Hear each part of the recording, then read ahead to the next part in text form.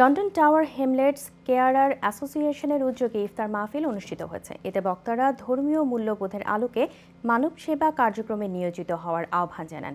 Chief reporter Chowdhury মুরাদের রিপোর্টে থাকছে এর বিস্তারিত। ধর্মীয় মূল্যবোধে মানব সেবা কর্মে নিয়োজিত হওয়ার প্রত্যাশা জানিয়ে অনুষ্ঠিত হলো লন্ডন টাওয়ার হ্যামলেটস কেয়ারার অ্যাসোসিয়েশনের ইফতার মাহফিল। আজকে টাওয়ার হ্যামলেট কেয়ারার অ্যাসোসিয়েশনের উদ্যোগে আমরা ইফতার মাহফিল করছি।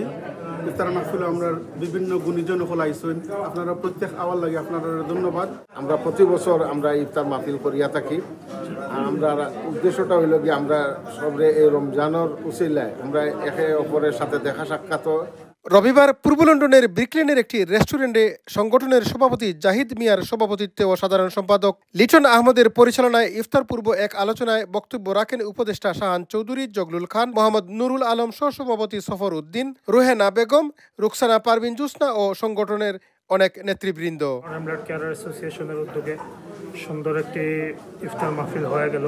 মহিমার মাস, ত্যাগের মাস, সংযমের মাস।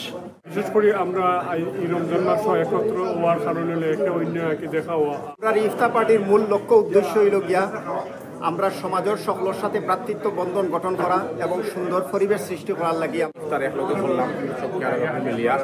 আশা করি আগামীতে আমরা এটা কন্টিনিউ রাখবো, আপনারা সহযোগিতা থাকলে। এ ইফতার মাহফিলে অতিথি ছিলেন সাবেক স্পিকার মিজান চৌধুরী, আহবাব হোসেন, সাবেক deputy mayor Matinuzzaman, councillor Lilu Miah Talukdar, সাবেক councillor Kahar Chowdhury, community activist Sanu Miah, barrister Ataur Rahman ও আরও অনেকে। Chowdhury Murad, IN TV news, London.